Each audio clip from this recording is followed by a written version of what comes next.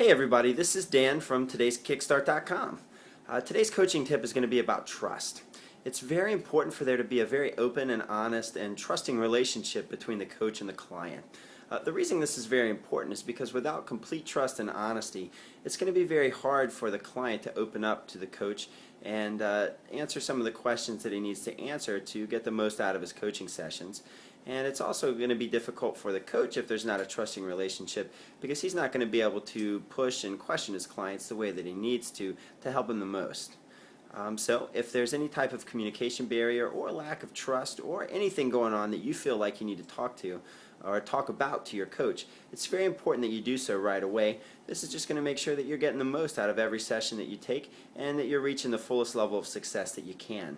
On the other hand, if you're a coach and you have a question for your client, or you feel like there's a little bit of distance or lack of trust, then it's very important that you address that issue right away.